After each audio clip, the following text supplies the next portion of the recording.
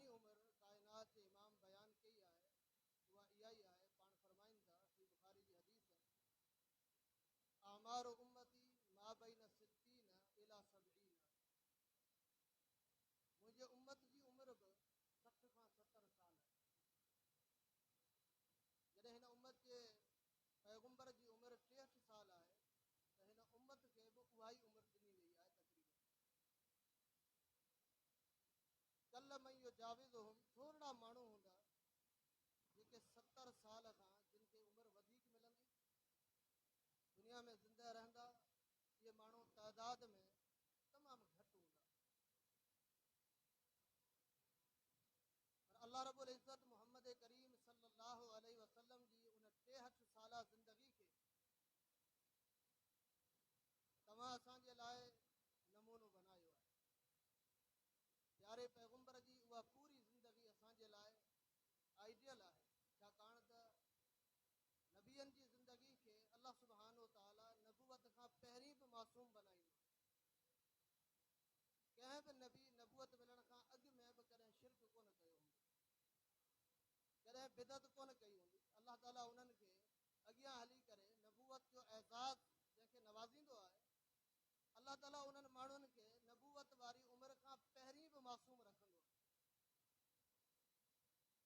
मोहम्मद करीम सल्लल्लाहु अलैहि वसल्लम जी पूरी ज़िंदगी खे अल्लाह ताला तव्हां असांजे लाइ नमूनो बनायो आहे सूरह अहज़ाब जे अंदरि अल्लाह रब्बुल इज़्ज़त जो फरमान आहे लक़द कान लकुम फी रसूलिल्लाहि उस्वतुन हसना लिमन कान यरजुल्लाह वल यौमल आखिर व ज़करल्लाह कसीरा अल्लाह जो क़ुरान आहे त तहक़ीक़ यकीनन तव्हांजे लाइ अल्लाह जे रसूल जे ज़िंदगी में बहितरीन नमूनो आहे नमूने जो मतिलबु छा आहे त तव्हांखे ज़िंदगी ईअं गुज़ारणी आहे जीअं उन शख़्सियत ज़िंदगी गुज़ारी जंहिं ते तव्हां कलमो पढ़ो था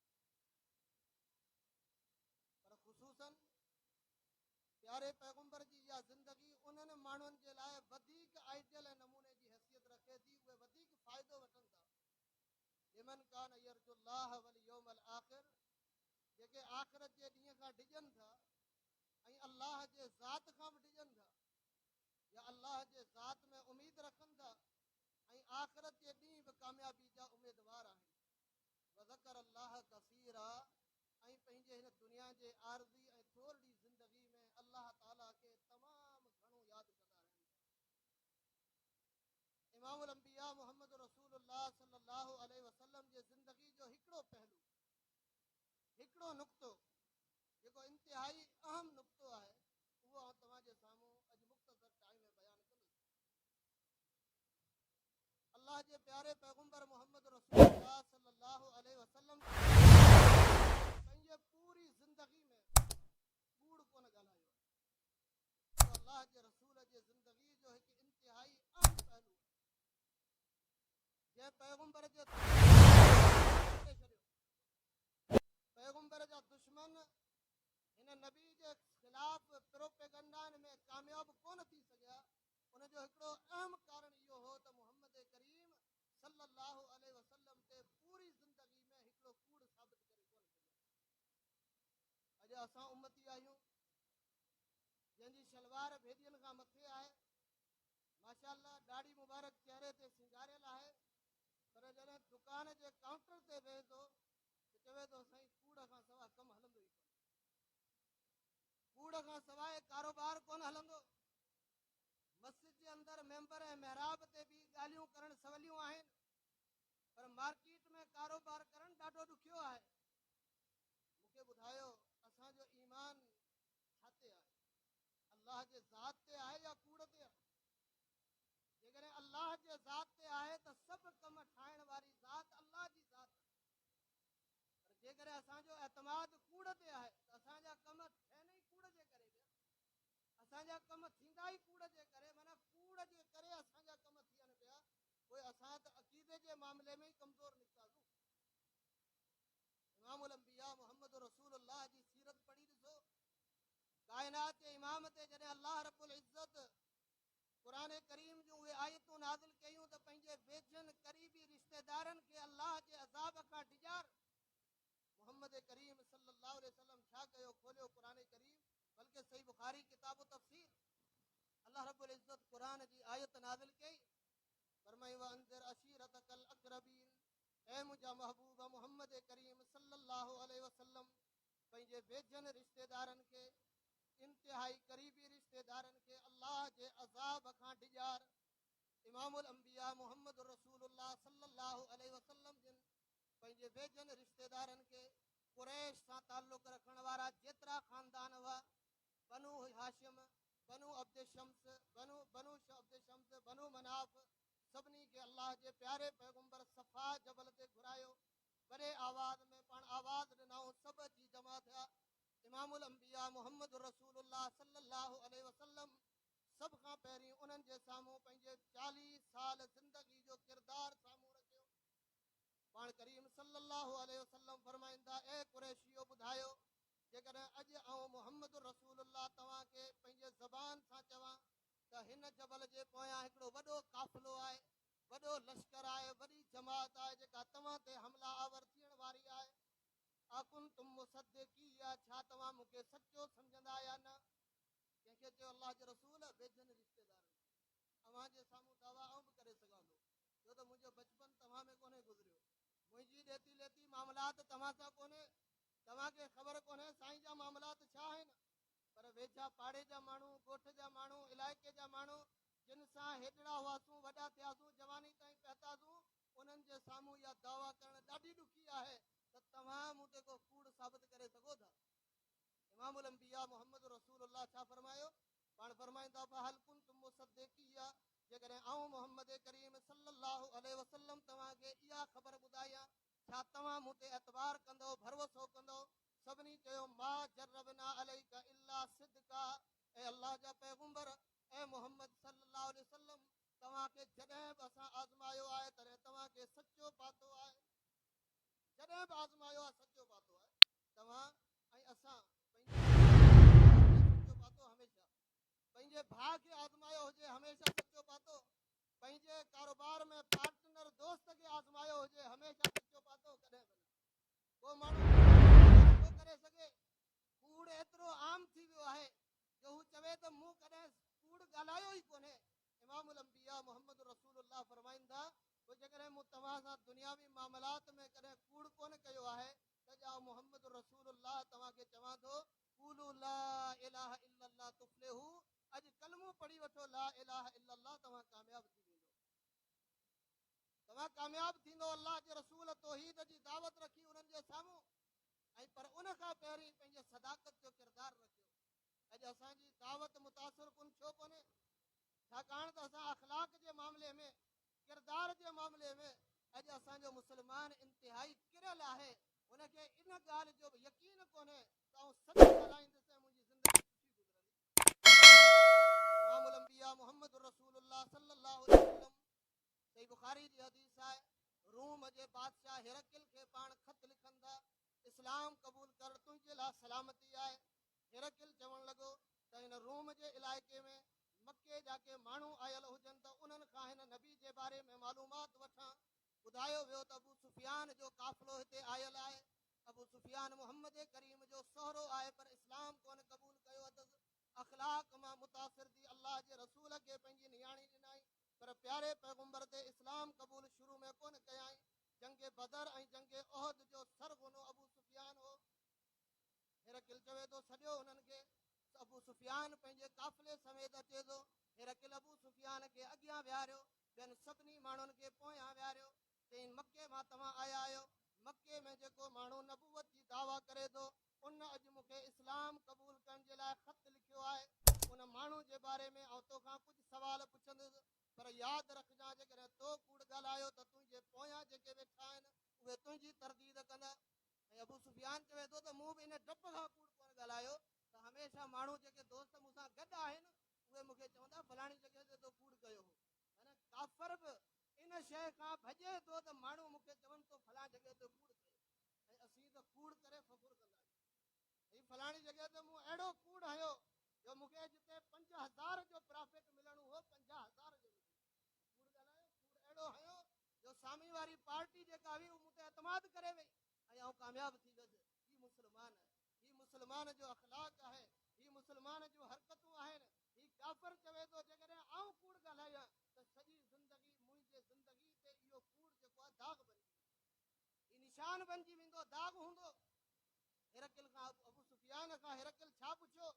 फरमाई, फहल कुंतुम तत्तहिमूनहु क़ब्ल अन बिलकज़िबि क़ब्ल अन यक़ूल मा क़ाल। केतिरा ई सवाल कया हिरकिल अबू सुफियान खां, पर हिकिड़ो सवाल इहो बि हो, अबू सुफियान ॾे ख़बर मके जे अंदरि जंहिं शख़्सियत नबूवत जी दावत कई दावा कई आहे उनखे पूरी ज़िंदगी में कॾहिं तव्हां कूड़ ॻाल्हाईंदे ॿुधो आहे या तव्हां वटि को हिकिड़ो कूड़ साबित आहे या न। ऐं हिरकिल बि केॾो सियाणो हो, केॾो ज़हीन माण्हू हो, जंहिं माण्हू खां सवाल पुछियईं उन खां जंहिंजो ख़ानदानी तालुक़ो अलाह जे रसूल सां। अबू सुफियान जो ख़ानदानी रिश्तो आहे, ख़ानदानी तालुक़ आहे, ख़ानदान जो माण्हू वधीक वाक़ुफ़ हूंदो आहे। अल्लाह अकबर। अॼु तुंहिंजे चाचे मामे खां, मुंहिंजे सौट मासात खां मुंहिंजे ज़िंदगी जे बारे में केरु पुछे पर चवंदा आहिनि इहे त आहिनि मुखालिफ़, हुनजे करे कॾहिं तासुरात मुंहिंजे बारे में सुठा कोन ॾींदा। ठीकु आहे, तव्हां पंहिंजो किरदारु त सुठो पेश करियो। अल्लाह अकबर। अबू सुफियान छा चवणु लॻो? चवणु लॻो हिरकिल असां कॾहिं मोहम्मद रसूलुल्लाह सल्लल्लाहु अलैहि वसल्लम ते असां वटि हिकिड़ो कूड़ साबित कोन्हे। 40 साल ज़िंदगी इमामुल अंबिया जी मोहम्मद रसूलुल्लाह सल्लल्लाहु अलैहि वसल्लम जी किरदारु केॾो आला आहे। हिरकिल छा चवणु लॻो? चवणु लॻो अबू सुफियान पोइ जेको माण्हू माण्हुनि ते कूड़ कोन थो हणे उहो अलाह ते कूड़ हणंदो, उहो अलाह ते कूड़ हणंदो।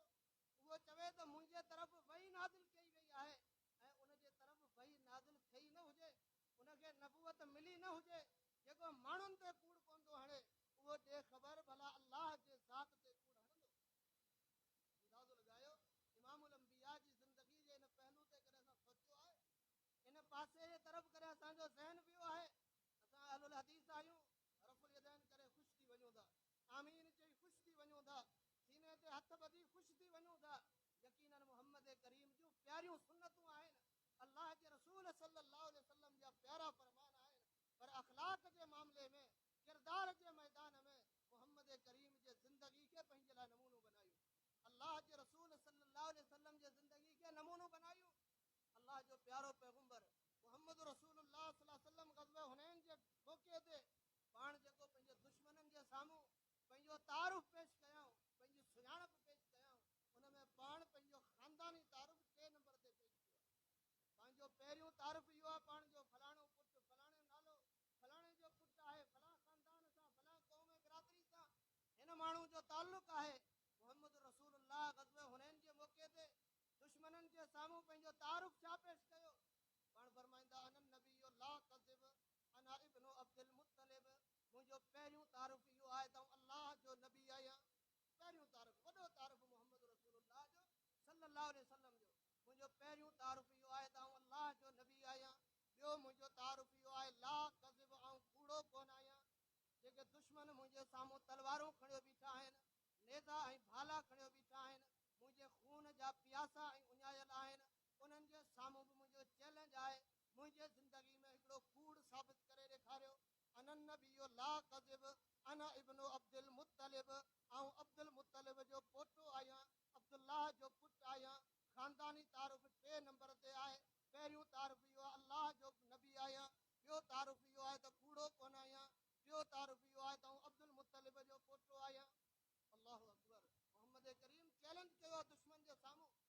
चैलेंज अल्लाह जे प्यारे पैगंबर मुहम्मद रसूलुल्लाह पंहिंजी ज़िंदगी माण्हुनि जे साम्हूं पेश कई आहे। अंदाज़ो लॻायो अॼु असां मुस्लमाननि जी इन हवाले सां छा हालत आहे।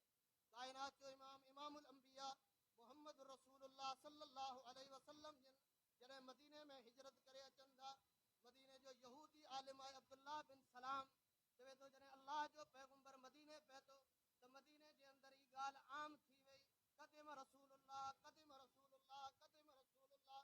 हर माण्हू चवे पियो अलाह जो रसूल आयो आहे, अलाह जो रसूल आयो आहे, अलाह जो रसूल आयो आहे।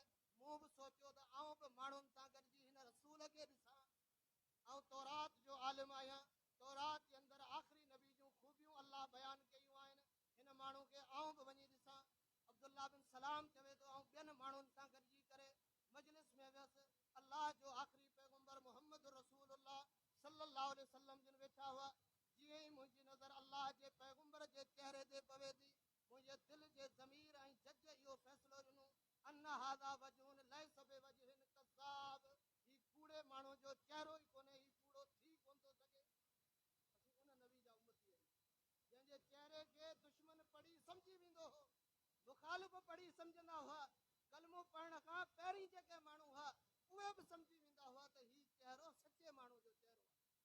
अॼु हक़ीक़त इहा आहे त हिननि कूड़नि असांजे चेहरनि जी रौनक ई विञाए छॾी असांजे चेहरनि जी नूरानियत ख़तम थी वई आहे हीअ मोहम्मद रसूलुल्लाह जी उहा ज़िंदगी आहे जंहिं ज़िंदगी जे बारे में क़ुरान चवे थो हिन पैगंबर खे न लिखणु ईंदो हो न पढ़णु ईंदो हो ऐं न हिन पैगंबर खे ईमान जी ख़बर हुई न किताब जी ख़बर हुई 40 साल खां पहिरीं नबूअत मिलण खां पहिरीं उहा ज़िंदगी जेका आहे उहा बि सालिम आहे पाक साफ़ ज़िंदगी आहे असां त कलमो पढ़ी पोइ बि पंहिंजी ज़िंदगी जी सफ़ाई कंहिंजे साम्हूं पेश करे सघूं था क़ुरान खां पुछो क़ुरान छा थो चवे फरमाई वकज़ालिक औहयना इलैका रूहम मिन अमरिना मा कुंत तदरी मल किताब वलल ईमान वलाकिन जअलनाहु नूरन नहदी बिही मन नशाउ मिन इबादिना व इन्नका लतहदी इला सिरातिम मुस्तकीम ऐ मुंहिंजा महबूब मोहम्मद करीम सल्लल्लाहु अलैहि वसल्लम असां पंहिंजे हुक्म सां जिब्रील खे तुंहिंजे तरफ़ नाज़िल कयो आहे जिब्रील जे अचण खां पहिरीं मा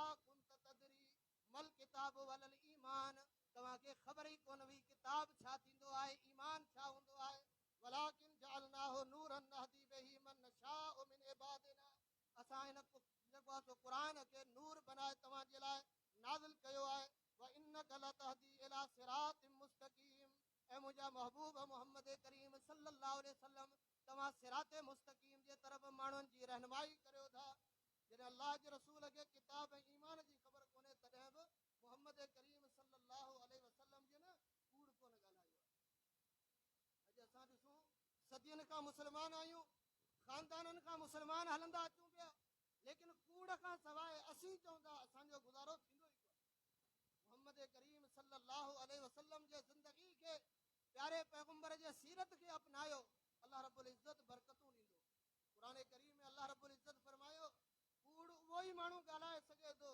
जंहिंजो अल्लाह जे क़ुरान ते ईमान कोन्हे तव्हां ॿुधायो असांजो अल्लाह जी आयतनि ते ईमान आहे या न अल्लाह जे क़ुरान ते असांजो ईमान आहे या कोन्हे जेकॾहिं अल्लाह जे आयतनि ते असांजो ईमान आहे यकीन आहे त पोइ असांखे कूड़ न ॻाल्हाइण घुरिजे ॾिसो क़ुरान छा थो फरमाए इन्नमा यफ्तरिल कज़िब अल्लज़ीना ला युमिनून बिआयातिल्लाह उलाइका हुमुल काज़िबून रब जो क़ुरान थो फरमाए सिर्फ़ ऐं सिर्फ़ कूड़ उहे माण्हू ॻाल्हाए सघनि था कूड़ उहे ठाहे सघनि था कूड़ जो तजुर्बो उन्हनि खे हूंदो आहे ला युमिनून बिआयातिल्लाह जिन जो अल्लाह जे आयतनि ते ईमान ई कोन हूंदो आहे उलाइका हुमुल काज़िबून अल्लाह जो क़ुरान थो फरमाए दुनिया जा कूड़ा इंसान इहे आहिनि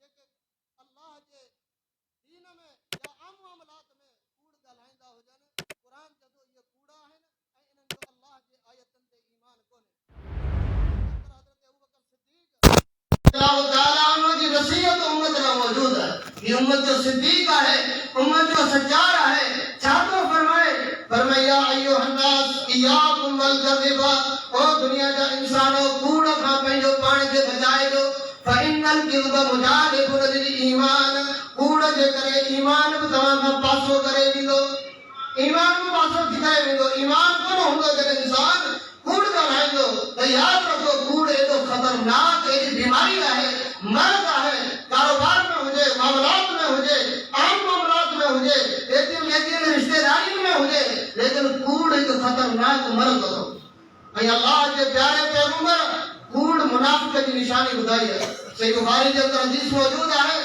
इमामुल अंबिया मोहम्मद रसूलुल्लाह सल्लल्लाहु अलैहि वसल्लम फरमाइनि था पाण फरमायो और बउन मन कुन फीहे कान मुनाफिकन खालिसा अल्लाह के रसूल फरमायो चार अहिड़ियूं अखलाकी ख़राबियूं आहिनि जंहिं माण्हू जे अंदरि हूंदियूं उहे खालिस उहो माण्हू मुनाफिक आहे खालिस मुनाफिक असां पाण चाहींदा आहियूं हर शइ असांखे खालिस मिले लेकिन जॾहिं दुकान वारे वटि वञूं था तॾहिं पाण खालिस थी वञूं था मूंखे माखी बि ख़ालिस खपे मूंखे घी बि ख़ालिस खपे मूंखे हर शइ ख़ालिस खपे पर पाण वेंदो आहे वञी कूड़ कंदो आहे चई माखी ट्राई करे आयो आहियां हीअ शइ हेतिरे में मिले पई 5 रुपया घटि करण जे लाइ पाण बि वञी कूड़ कंदो आहे पाण ई ख़ालिस कोन्हे अल्लाह जे रसूल फरमायो 4 अखलाकी ख़राबियूं जंहिं माण्हू में हूंदियूं उहो ख़ालिस मुनाफ़िक़ आहे 4 अखलाकी ख़राबियूं कहिड़ियूं आहिनि अल्लाह जे रसूल फरमायो इज़ा तुमिना